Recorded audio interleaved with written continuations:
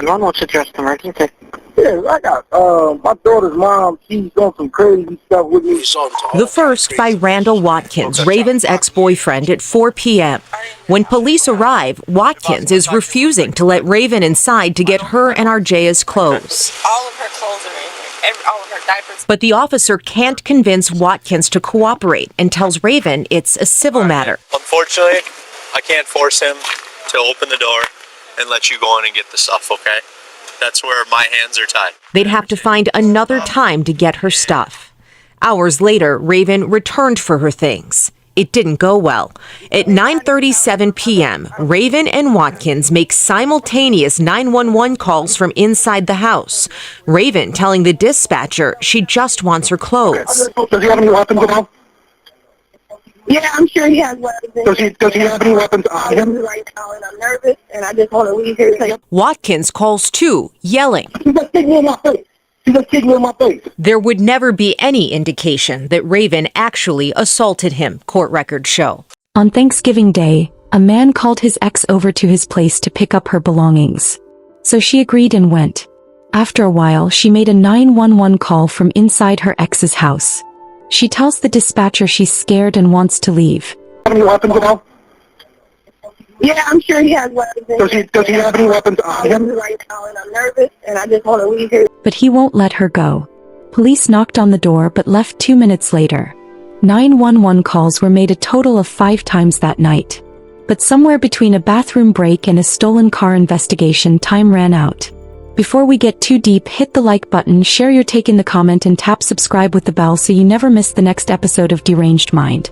27-year-old Raven Bianca Gant was born in Chicago. Her family moved to Minneapolis searching for better opportunities, and Raven made the most of it. She worked full-time as an accounts manager at the Union Depot Hotel while studying hospitality management. She was building a career in an industry she was passionate about, balancing work and school, determined to create something stable for herself. But Raven had her own past. In August 2012, she was involved in an altercation with 2 security guards at an apartment complex in Brooklyn Center. The security guards had been monitoring cars speeding in the parking lot, and when they flagged Raven down with a flashlight, a confrontation happened. Things escalated and Raven threatened the guards. She was charged with second-degree assault and 2 counts of threats. In 2014, she was convicted on all charges and sentenced to 27 months in prison, though implementation of the sentence was stayed for 3 years with conditions including time in a workhouse, individual counseling, and anger management. She completed her sentence and the requirements. Around 2016, she started Randall Watkins. 41-year-old Randall Jermaine Watkins also had a history. In 1995, when Randall was just 16 years old, he got into an argument with a friend. The argument was reportedly over $30. Randall pulled out a weapon and shot his friend. He was convicted and sent to prison. Eventually, he was released and relocated to Minnesota. There, he and Raven started dating. And in 2017, Raven welcomed a daughter, Arjea, a little girl she was devoted to and who meant everything. Like any mother, she was trying to give her child stability and wanted to make things work. She wanted that 2-parent household that created a sense of security. Hey, I love a little baby, man. She's like my music. She's like the type of music I like, even though Raven don't like it. My baby like it. She don't know what she listening to. She just want to snap. She don't know what it is. She just want to snap her finger. Yeah, tell him hurry up because you still got gifts you gotta open. You still got gifts you gotta open.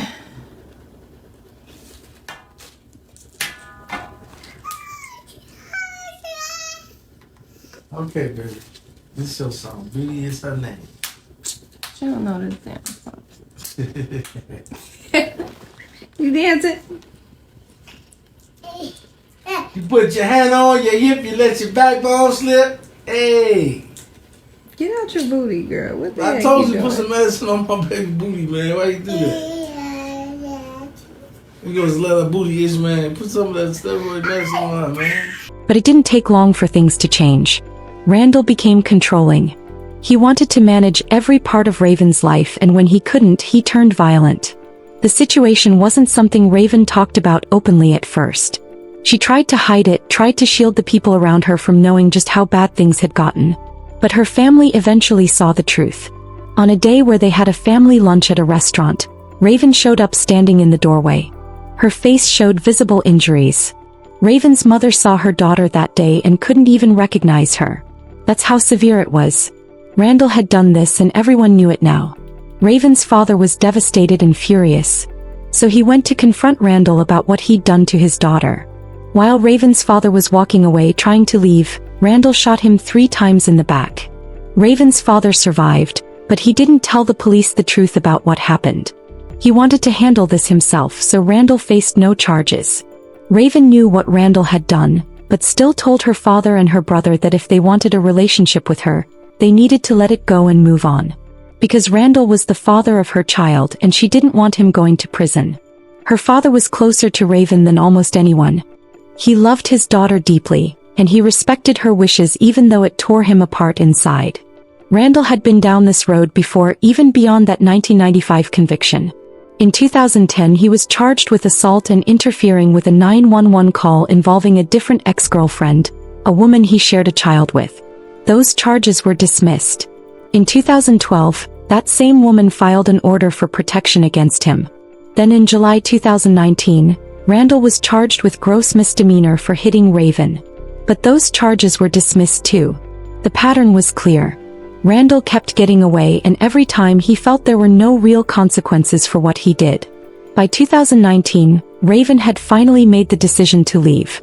She took her daughter and moved out of the home she'd shared with Randall, going to stay with her father. She was trying to move forward and build the life she deserved without him. But Randall had one more card to play, one more way to maintain control. He kept all of Raven's belongings. Her clothes, her daughter's clothes, and refused to give any of it back. The thing is, Randall knew exactly what he was doing. He was using those belongings as leverage, as a way to keep Raven tied to him, to force her to come back and engage with him. Then Raven started making some cryptic posts hinting at something concerning. On November 14, 2019, she reposted something that reads, "Breakups are okay. Starting over is okay. Moving on is okay. Saying no is okay. Being alone is okay. What is not okay is staying somewhere where you are not happy, valued, or appreciated. That's not okay." On November 15, 2019 she wrote, "'Cause I make my own money and my own rules. I love who I want and who I choose to. But I guess that makes me undesirable." And on November 19, 2019 she reposted, "Having a baby mama is like having an opposition you can't hurt." On Thanksgiving Day, Raven was at her mother's house, excited about the holiday. She posted on Facebook about having an extra turkey if anyone needed one. She was posting pictures of the food she'd prepared. Everything looked normal, like a woman enjoying Thanksgiving with her family. But then Randall called that afternoon around 4 o'clock. He told Raven she could come by and get her things. So she went. When Raven arrived at his place on James Avenue North, Randall refused to let her inside. He wouldn't open the door and wouldn't hand over the belongings he'd promised. An officer showed up after Raven called for help, but stated that, unfortunately, he can't force him to open the door and his hands were tied. The officer said that it was a civil matter, and Raven would have to find another time to get her things.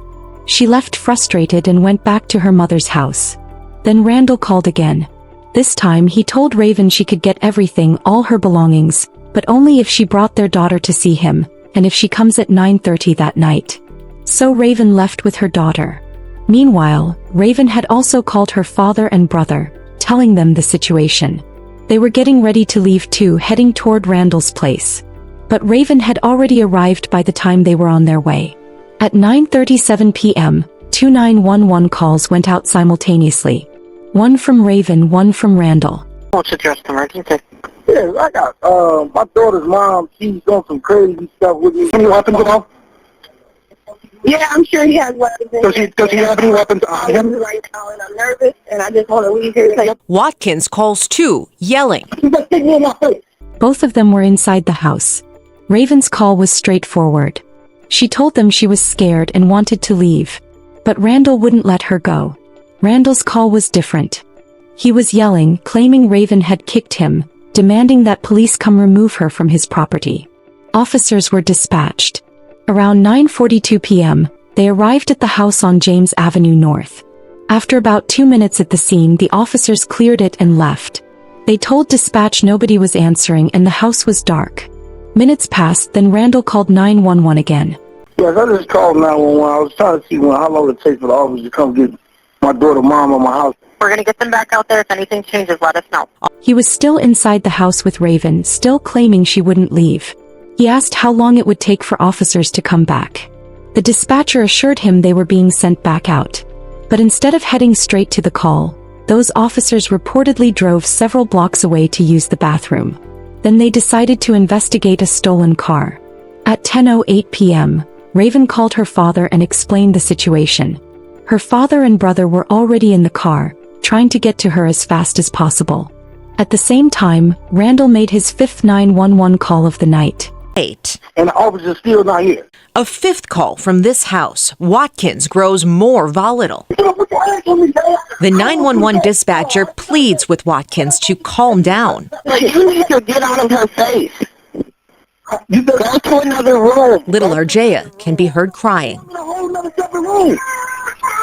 Finally, 6 minutes into that final call, nearly a half hour after officers knocked and left, Move out my way, man. a gunshot. You need an ambulance. This one was different. He was growing more volatile, more aggressive. The dispatcher kept trying to calm him down. 6 minutes into that final call, nearly half an hour after officers had knocked on the door and left, a shot was fired.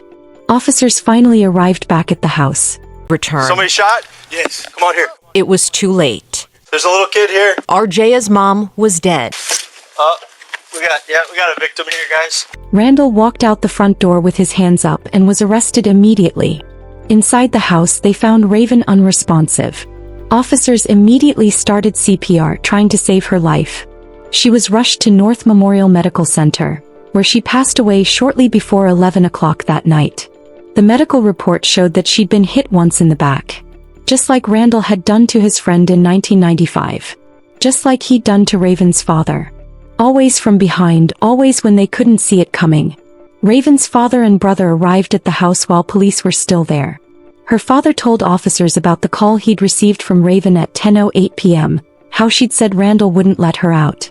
He told them about the history and how Randall had also hurt him when he tried to confront him regarding what he did to his daughter.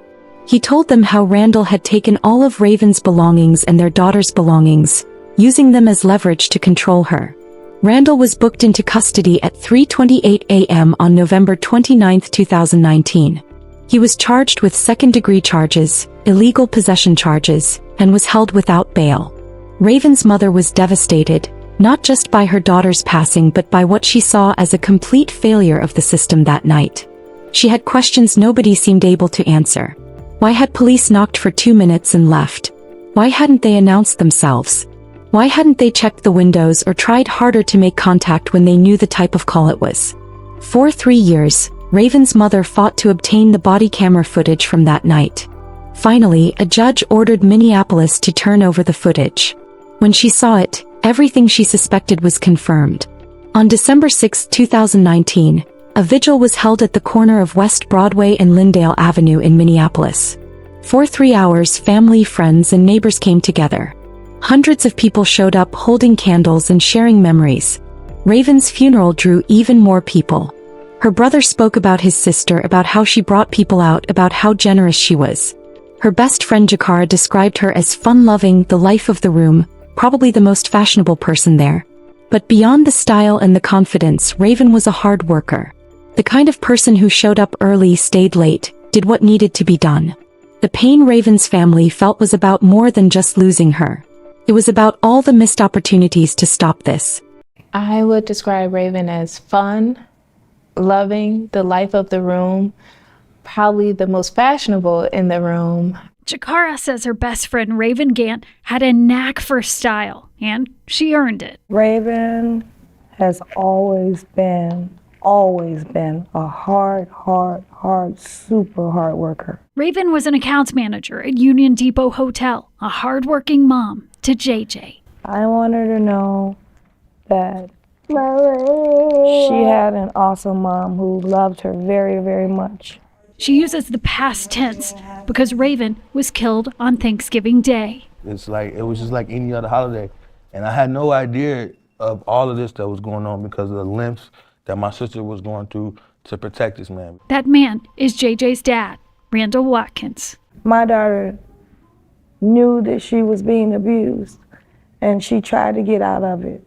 But by the time she tried to get out of it, it was a little bit too late. She was my backbone, my rock, and I miss her every second, every minute of the day. Now she hopes her family's story of devastation will give others strength to walk away. That's not okay for any women, for any young adult, for no female to experience. It's just not right.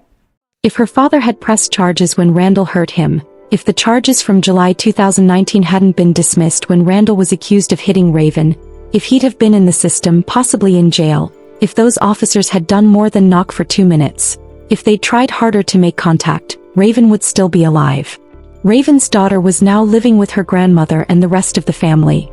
Out of her grief, Raven's mother created something to honor her daughter's memory. A foundation called Be Their Voice, dedicated to helping women escape domestic situations before it's too late. Nearly a year after Raven's passing, in October 2020, Randall Watkins went to trial. A man is going to prison for killing his ex-girlfriend in front of their toddler on Thanksgiving Day. Randall Watkins was convicted last month. Today, a judge sentenced him to the maximum penalty.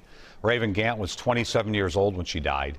She had gone to the house she shared with Watkins to retrieve some clothing when Watkins shot her in front of their 2-year-old, JJ. The trial lasted 2 weeks. Then on October 23, 2020, a Hennepin County jury found Randall guilty on all 3 counts. At his sentencing, Raven's father addressed the court and spoke directly to Randall. Father told him and the court how little JJ is coping. It's so vivid in her mind. She talk about it with other kids that just come up. My daddy killed my mama. You know, when she see ambulances, she think her mom's in the ambulance.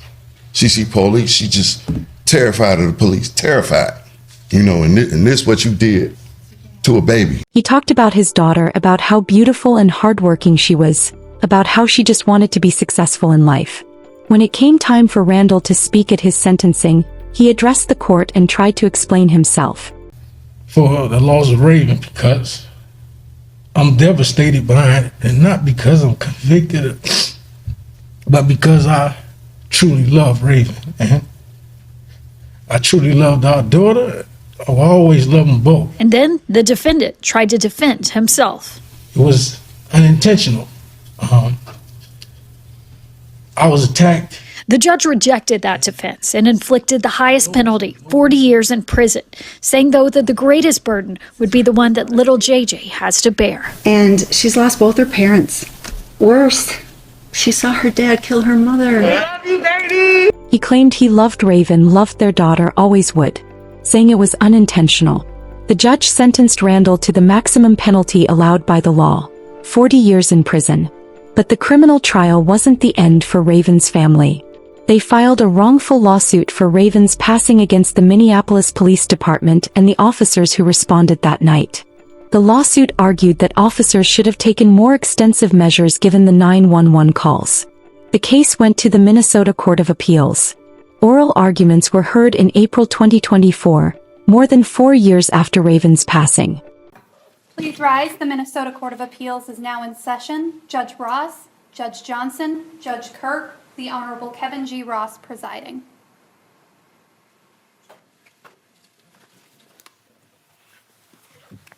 Please be seated.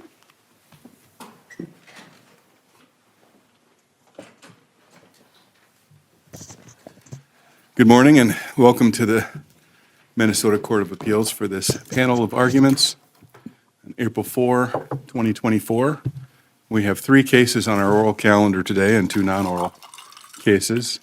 The first case we have on our calendar today is, and you'll correct me if I'm mispronouncing the names, Bianca Gant as trustee next of kin for Raven Gant versus Daniel Ledman and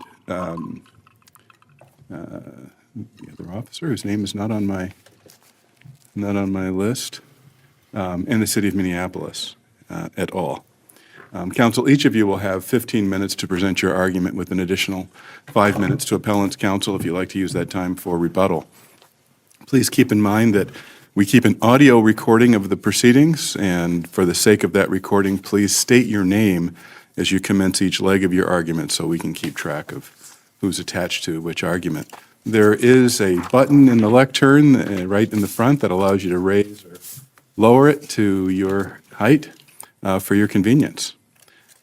Counsel for appellant, whenever you are ready to proceed, you may.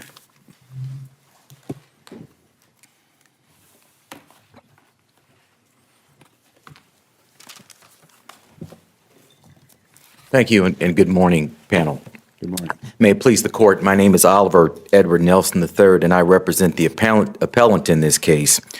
Our position is that the district court erred as a matter of law in finding that at least two MPD policies, Minneapolis Police Department policies, the most applicable being policy 7-314, section 4.3, did not impose a ministerial duty upon the defendant officers to enter Randall Watkins's home and make an arrest before he shot and killed Raven Gant. Can I ask you a big picture question, just so as you get started? The district court dismissed some claims against the city as a defendant on grounds of statutory immunity. Am I correct that you're not challenging that decision on this appeal? We are not, Your Honor. All right, thank you. And what is your brief in the standard of review section laid out pretty thoroughly the standard of consideration by the district court for the motion to dismiss. What is the standard of appellate review? Well, with respect to a 1202 E motion, Your Honor, our position is that the standard of review is a de novo standard. This court has the opportunity, the flexibility to basically look at this case anew and review the district court's legal determinations anew. All right, thank you. I'm sorry, Judge. Another question? No. I just wanted, I didn't want to waste your time with too many of my questions. Those are just my preliminary questions. He said thank you. I said yes, thank you. Sorry, Judge. I'm glad you brought up the standard of review because I think that's a very important part of this appeal. This court has held that generally the doctrine of official immunity is not hospitable to a Rule 1202 E motion. I believe the court held this in the Streisman case that we cited in our brief. And I believe that that's important because what that holding essentially establishes that in an official immunity case, you really need to allow the parties to conduct discovery, give plaintiff the opportunity to conduct depositions, and engage in written discovery to determine sort of the full extent of the merits of the case. Did you read that statement that about hospitableness to mean that this court can't, or the district court can't make a determination on a motion to dismiss when the issue is official immunity? Your Honor, I wouldn't go that far. I wouldn't say that the Streisman holding essentially came out and said that district courts cannot, with respect to a claimed official immunity defense, the district courts cannot decide that issues without allowing the parties to conduct discovery. But the court did emphasize that generally speaking, the defense of official immunity is not hospitable to a Rule 1202E motion. And here we have a case, Judge, where there's still important information out there that we simply don't know. We know that there was an internal affairs investigation investigating the officer's conduct with respect to this incident. Presumably that internal affairs investigation, there were findings in that investigation presumably determining whether the officers violated Minneapolis Police Department policies as they relate to how an officer should respond to a domestic abuse allegation. It could very well be that the findings from that internal affairs investigation established that there was some violation of policies here. And that's very, very relevant on the issue of official immunity. We cited at least 2 Minneapolis Police Department policies that we believe were ministerial in nature and that we believe the defendant officers violated in terms of their response to a domestic abuse altercation. But are there others? Well, ultimately, it seems like as I read your complaint, your client's complaint, the gist of it is that the officers were negligent and caused harm by failing to use force in entering the residence and failing to arrest Mr. Watkins because there's probable cause to arrest him. Am I correct that that's the heart of the complaint? Well, I would agree with that, Your Honor.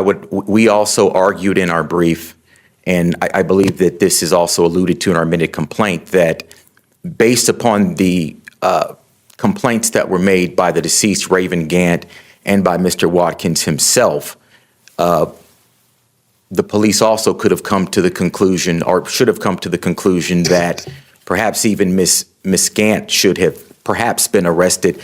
Mr. Watkins, Raven Gant made the initial call to 911 indicating that Mr. Watkins had a gun in the home and that he was known to carry a knife. After that, sorry, Judge. Let me focus on the 2 bases that you assert and your client asserts in the complaint, which is there was probable cause to arrest Watkins and exigent circumstances to justify forced entry. What were the exigent circumstances that you think would justify forced entry in light of the Fourth Amendment? It's a good question, Judge, and I believe, as we alluded to in our brief, 7314 subsection 43 lays out several circumstances that essentially require officers in a domestic abuse altercation to make an arrest. One, was there a dangerous weapon involved? Raven Gant did call 911 dispatch and indicate to dispatch that, again, Mr. Watkins was known to carry a knife and that there was a gun in the home. Under that, may be a gun in the home. Under that specific circumstance, under the policy, based on our reading of the policy, it requires the defendant officers at that point to enter the home. Now, I'm suggesting that the policies establishing a preference for aggressive police work when it comes to domestic abuse would trump the Fourth Amendment and the rights of defendants or persons in their home from their homes being entered or arrests being made, unless there's a constitutional basis to justify the entry or arrest. Are you? No, Your Honor, but we did cite the case, the Minnesota Court of Appeal case of State versus Garnell, and we believe that in that case, this court essentially held that whenever the possibility of danger to human life exists, that's an exigent circumstance. So in this case, you have someone calling the police. Ms. Gant calls the police and says there's a dispute about property and getting property back, and then later Mr. Watkins calls the police and says Ms. Gant hit him or kicked him. You believe that's enough? A phone call with that information is enough to justify an officer breaking in the door?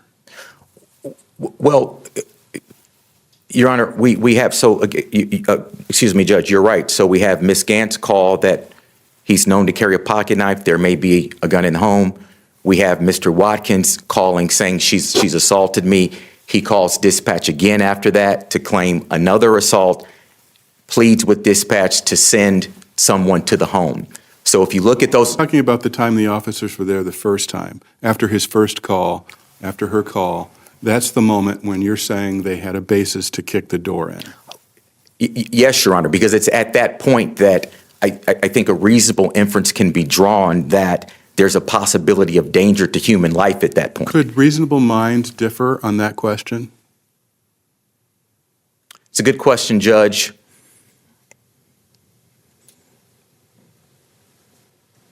My position would be no. Don't the officers have to weigh the circumstances to decide whether or not the Fourth Amendment would be violated, whether or not aggressive policing is justified under constitutional authority and constitutional restraint on law enforcement behavior?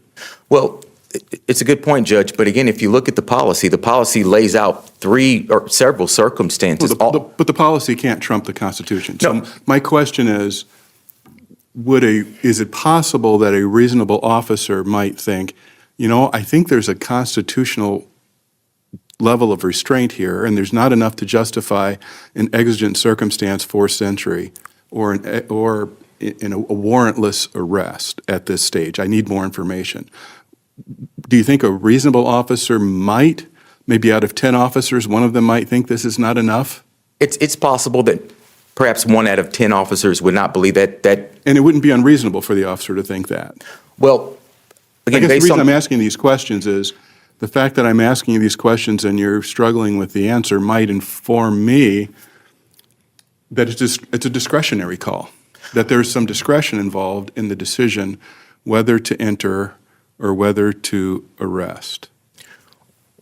Our position, Your Honor, is that 7314 subsection 43, again, the circumstances that it lists, we believe giving officers the right to enter a home and make an arrest, all of those circumstances, Your Honor, again, you think that policy gives an officer the right to enter? No, Your Honor, but I do believe that the Minnesota Court of Appeals has said that officers do have the right to enter a home and make an arrest whenever there's a possibility of danger to human life. The United States Supreme Court has also said, and we cited the case of Lang versus California, that whenever entry into a home is necessary to protect an occupant from imminent injury, then a warrantless entry into the home is justified. The circumstances under 7314 subsection 43 are all circumstances that I believe strongly suggest that there's a possibility here of imminent injury. A possibility. A strong possibility, we would contend. How does your argument square, your argument regarding the officer's discretionary decision or not discretionary, and from your position, to enter the house by force and to arrest Mr. Watkins or Ms. Gant? How does that square with Elwood, the Supreme Court's analysis in Elwood versus Rice County? Well, if we're focusing in on the part of that decision that deals with, okay, when does a ministerial duty exist with respect to a particular policy, we're talking about a policy with respect to 713 subsection 43 that list out several specific concrete circumstances under which officers are expected to make an arrest. So it really, in a sense, Your Honor, deprives the officer from any type of sort of discretionary decision making in terms of, okay, should I make an arrest or not? If any of these circumstances are present. Well, Elwood, even the policy that you're referring to talks about making an arrest if there's probable cause. And Elwood refers to the decision and the analysis about probable cause as one that requires an officer's discretion.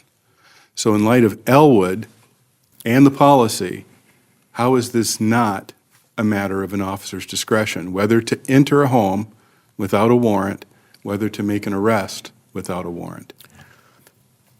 Again, Judge, our position is that the policy itself, which we believe is consistent with Minnesota case law and U.S. Supreme Court case law in terms of laying out the circumstances that would give an officer the right to enter a home and make an arrest. Well, the policy doesn't say when an officer has probable cause.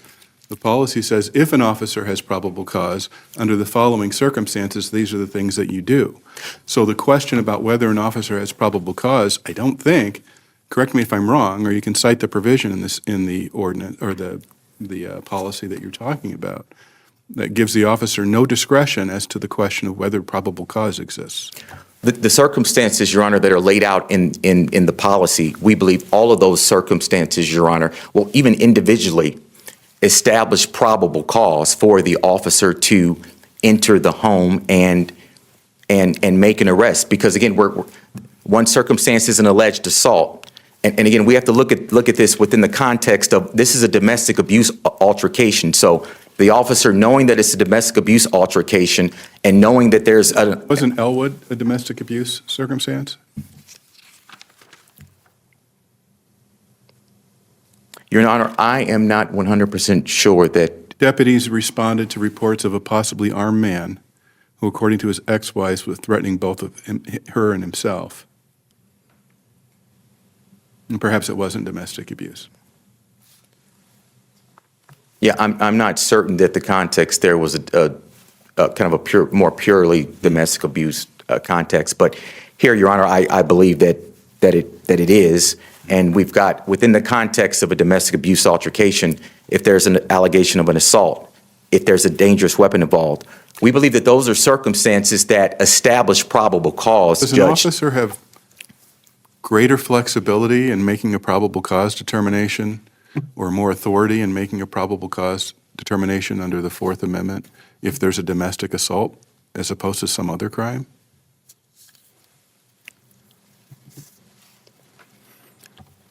Our position, Your Honor, would be not more discretion, especially when you have a specific policy that lays out the circumstances under which you're supposed to potentially enter a home and make an arrest, circumstances that are consistent with this court's holding and the United States Supreme Court in terms of establishing that, okay, these are circumstances that justify entering a home and making an arrest even without a warrant. And I see my time is up. You Judge. will have 5 minutes of rebuttal. Thank you, Judge. Counsel for respondent.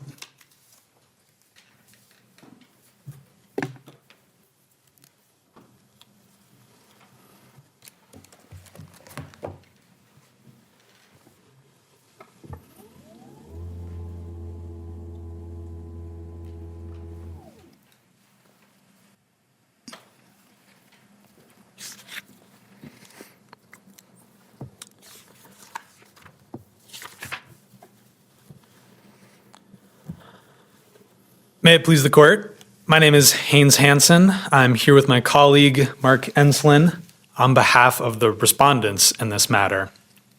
Now, the panel's questioning on the official immunity aspect of this case was fairly extensive in the last round, and I'm happy to talk about that issue as well. I would also like to spend a little bit of time on the public duty doctrine as well and make sure I answer any of the panel's questions on that issue as well. But given the extensive nature of the discussion of the official immunity aspect, I'll start with that. And I wanted to highlight a few points that were discussed. And first off, I wanted to discuss just the multiple levels of discretion that I think were touched on in the last exchange. And starting is this determination of whether there are exigent circumstances that allowed the officers to enter the house. And as we touched on, and I think the court is well aware, exigent circumstances are a hugely fact-dependent determination that I think would be very difficult to capture all possible exigent circumstances and all the things that an officer may see in the field in a short policy. So I think there's discretion right there, and that level of discretion gives the officers official immunity in this case. Well, there may be discretion in some cases. Would you acknowledge that there are some cases where every officer would recognize this is a must-act moment? This is maybe in some circumstances a discretionary call, but in this case, there is no other reasonable course to take. I would, Your Honor, but I wouldn't necessarily say that that is drafted in this policy. And I think that... Why isn't it, without regard to the policy, a matter based upon the circumstances the officers faced with multiple calls for domestic abuse? Officers show up, they're there for only a couple of minutes and they leave. But they've heard a gun may be present, a knife may be present. and there's been one of them has said that I've gotten kicked in the face. So I think it's worthwhile to return to sort of like the roots of this area of law. And I think there are cases that have been discussed that particularly the Kelly and Dockman cases, and I think Elwood case as well, discussing that responding to a police call is by nature in some ways a discretionary activity, that there are so many facts and circumstances that are up in the air that oftentimes there's limited information for these officers and they have to make these decisions quickly. That it's really difficult to create a ministerial duty where a ministerial duty is something that is absolutely certain. What about going to the house? A dispatcher says, officers, you need to go back to the house. So the officers have now been dispatched to go to the house. Does an officer have discretion in that case? Is there any reasonable discretion to make a choice between investigating a suspected vehicle recovery when there's a recall to go back to a home for domestic abuse? Is that not a non-discretionary moment? I think you really need to look at the precise conduct, and that's at the heart of official immunities. You need to look at the precise conduct at issue. And I don't think an officer would have discretion to completely blow off a dispatch call, but I think it is discretionary for an officer to weigh the competing priorities that they see. Not only the competing priorities of their attention, but I think also potentially the rate at which they go. When is an officer obligated to go as fast as they possibly can? Can we read if we're looking at just the complaint at a motion to dismiss, and we are to take all possible inferences that might be drawn from the complaint in favor of the non-moving party, and there's nothing in the complaint to say whether the officers were just blowing off the dispatcher until after the shooting, and there's nothing in the complaint to say one way or the other. Why doesn't that inference in favor of the non-moving party prevent judgment as a matter of law? I think because the complaint contradicts that, because it says that the officers did return to the scene. These officers did eventually check. It was just unfortunately too late. So they didn't blow off this dispatch. They ultimately did follow the dispatch. But only after depending on how you read the complaint, one might infer that they only left the scene of the automobile investigation after the shooting. I'm not sure if I recall, but I think that the officers may have left where they were and started to return the scene before. Well, they may have, but not according to the complaint. We don't know one way or the other according to the complaint. They left the scene of the call. One of the officers had to go to the bathroom. They stopped there, and at some point, either as they were arriving or shortly after, they were either called to or noticed that there was a suspicious vehicle that they began to investigate. And then there were multiple other calls by another call by Mr. Watkins, and repeated, as I read the complaint, repeated directives by the dispatcher updating the officers about the escalating nature of the potential domestic abuse situation, as I read the complaint. And then the complaint says after the shooting, they arrived. I think we're still in a situation where the precise conduct at issue is how quickly these officers needed to come back. And because there's no precisely drawn policies for these precise situations, I think there is that level of discretion about how quickly they. But counsel, doesn't that suggest then that your training isn't very good? Because I mean, when you're talking a domestic, and I don't want to be sexist and say male, female, but it's pretty common in my experience over the years for the aggressor, which generally is the male, but not always, also calls in, or even calls in ahead of the potential victim on the initial call. And so when you have that kind of a circumstance occurring where it's logical to assume that the initial knocking and not answer was because somebody was being controlled in the home, it seems like you have a dangerous situation just from the get-go. I think, Your Honor, if we're talking about training, then we're not necessarily talking about these particular officers and their respective official immunity. I think that issue would fall under sort of claims against the city, and then you're talking about statutory immunity, in which case that claim is not up on appeal here. So I think that gets to the training issue. On the Fourth Amendment issue, let's assume for the moment that there's probable cause to arrest someone for domestic assault. Is that sufficient, or might it be sufficient to provide justifiable entry into the home?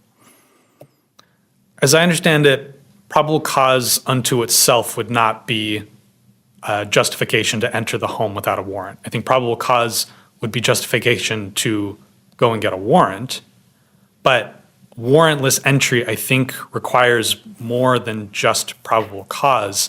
I think it requires exigent circumstances. Under the circumstances of this case, if the officer had probable cause to believe that either of the individuals in the home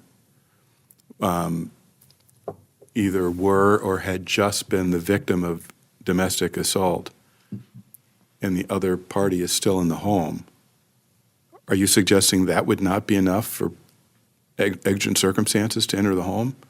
I think it would, well, first off, I think, as we talked about, that probable cause determination is a discretionary act. So if we're talking about whether there was probable cause or not, there is still that discretion for the officer. So I think that's important to keep in mind.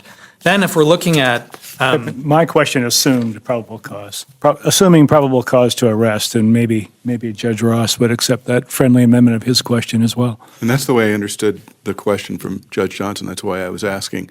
So if the officers had probable cause to make the arrest, in this case, wouldn't it necessarily mean that there's exigent circumstances to enter the home? Because the probable cause would be about a domestic assault, which had either just happened or is ongoing, as the officers responded within, I think, 5 minutes to the call. So I think it's worthwhile to return to some of the statements of law of what exigent circumstances are. And the case that we relied on for that determination is the State versus Paul case, citing the Wong Sun versus United States. And that's a case of hot pursuit, danger to human life, imminent destruction of effervescent evidence, and possible suspect of flight. I think we'd all agree that probably the only one of those that is really at issue here is the danger to human life. And we need to keep in mind what the officers knew when they first went to that house. But what about, I feel like that Paul opinion from the 90s is not a comprehensive statement of the law. I think it's Stewart versus Brigham City and Lang, which opposing counsel mentioned. Isn't there, in some situations involving, let's just say we have a domestic abuse, domestic violence situation, and if we know that one person has punched another person, and if the officer knows that, and let's say there's probable cause to arrest as a given, then what else is needed in the exigent circumstances calculus to give the officer the authority to enter consistent with the Fourth Amendment? There must be something more that possibly could exist that would allow entry at that point. I think the officers would need to know that the sort of dispute was further along rather than there just being the possibility of a dispute and a minor skirmish. We are talking about the Fourth Amendment here. Okay, but is getting kicked in the face a minor disturbance? That's what he said when he called. I don't know if I would necessarily characterize it that way, but I still think this is a difficult determination for officers to make in the field, and this is a hugely fact-dependent inquiry. And because this is such a difficult determination, I think we're still in that official immunity. Do you think that's a difficult determination? I mean, a police officer shows up, there's been a report of domestic abuse, and we've, under the, again, hypothetically, the officer, assuming the officer has probable cause to believe that someone has committed the crime of domestic assault, the officer shows up, knocks on the door, no one's answering the door. Your view is that that's not enough of a concern for the officer. You think the officer then should go and get a warrant in order to make an arrest? I think that it is difficult for me to put myself in the shoes of an officer with limited information and a quick amount of time to make that determination. I would like to spend just a few minutes on the public duty doctrine as well. I guess before you do that, I guess I'm not sure if my prior question got answered in the full discussion. But I mean, if we have a domestic violence situation where we know that somebody has hit another person, is there anything more? I mean, what information must the officers know before they're allowed to enter the home to make an arrest, assuming probable cause to arrest exists? I think I'm asking, what type of exigent circumstances would justify an entry in a domestic violence situation in which an assault has occurred?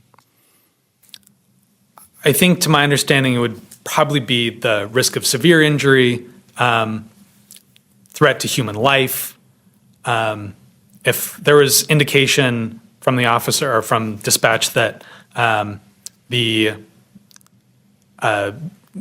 Watkins was pointing the weapon, was threatening with that, I think that would probably be the circumstances that you're looking for, Your Honor. Doesn't just the fact, though, that she called and mentioned those things indicate her level of fear? And isn't that a reasonable inference? Again, if we're talking about reasonable inferences for officers, I think it is, getting to that discretionary inquiry. I think it could go either way on this. If she says she knows he has weapons somewhere, that is a little bit different from her saying there was a weapon pointed at me. But in the area I come from, anyone could make that call because everybody has guns and knives in their homes. Right, and that's, I think, one of the risks of if officers know, okay, there is a weapon in the house, that's true of basically all houses. And are then officers expected to enter the house based on any domestic abuse call? I think this is a difficult line that we walk here. Would you agree that if the officers knew that for certain, that the domestic abuse was ongoing at the time that they were at the door, and the domestic abuse was ongoing inside, and they don't know what level of abuse, but they're hearing a scuffle, and they've heard, and the calls have come in as they had in this case, would you agree that that would be a case where exigent circumstances to enter would exist? So to start the answer, Your Honor, I do think it's worth highlighting that wasn't the case here, that they went up to a silent, empty house. We're dealing in hypotheticals here. Had they heard sort of a greater scuffle, screams, something like that, I think there would be at least a stronger case that they would have had exigent circumstances to enter. But isn't there a stronger case because they both called? There's obviously a domestic conflict of some circumstance between these two people. I think it probably is made, I don't know if two people calling would necessarily make a call more serious than just one person calling. I think very well two people could be calling for reasons other than it being a particularly serious skirmish between the two. Thank you, Mr. Hansen. Your time has expired, and now time for rebuttal. Thank you.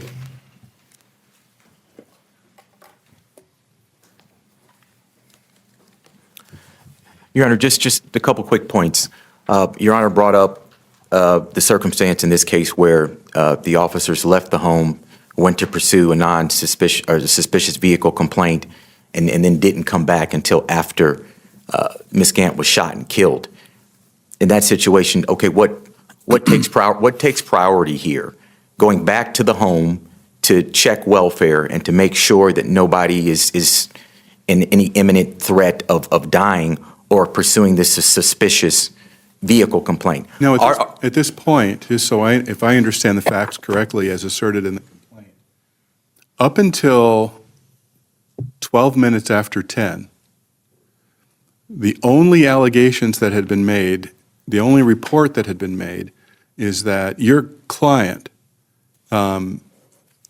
had kicked or struck or called her male family members to come and assault Mr. Watkins.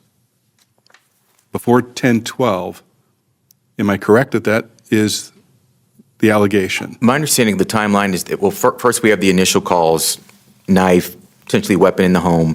Then even before 10:12. Well, just to be clear, there wasn't a call that there's a knife and a weapon in the home. No. There was a call that I'm trying to get my property and there's a dispute over it, and the question was, well, are there any weapons in the home? Well, yeah, he's got a pocket knife, and are there guns in the home? Maybe. Yeah, and that's a more accurate way of stating it, right. Your Honor. I would agree with that. I believe after that, Mr. Watkins, even before 10:12, calls dispatch and says that he's been assaulted by Ms. Gant. Right, so just so we're clear, up until 10:12, there's been no report that, in this case, that your client, the female in the dispute, had been the subject of any assault or the target of any assault. Not that she had been the subject of any assault. Right, so the officers then have heard that the person on the phone wants them to come back and talk to him. There's no indication that he's in distress. And the first time they hear about your client possibly being the subject of any danger was this overhearing that he's not letting her leave at 10:12. And 4 minutes later, she had been shot. She had already been shot. Am I correct about the timeline? I think you're correct about the timeline, Your Honor, but I would add that even though it was Mr. Watkins who alleged that, okay, I've been assaulted, what that suggests is that we have a volatile, quickly escalating domestic abuse situation here in which somebody's going to get hurt. The police decide to, even though they knew that, the police decide to continue to pursue the non-suspicious vehicle investigation. And one thing that I wanted to highlight is, are there policies that address that? Even unwritten policies or protocols or practices that address that. That's something else that we don't know, Your Honor, because we haven't had the opportunity to conduct discovery.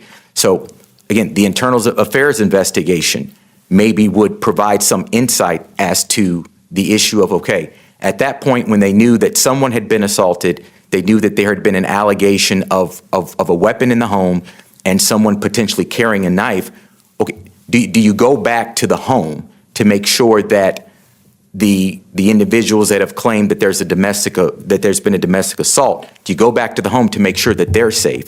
So there's so much more that we don't know in terms of what the officers were supposed to potentially do and how they were supposed to respond to this situation.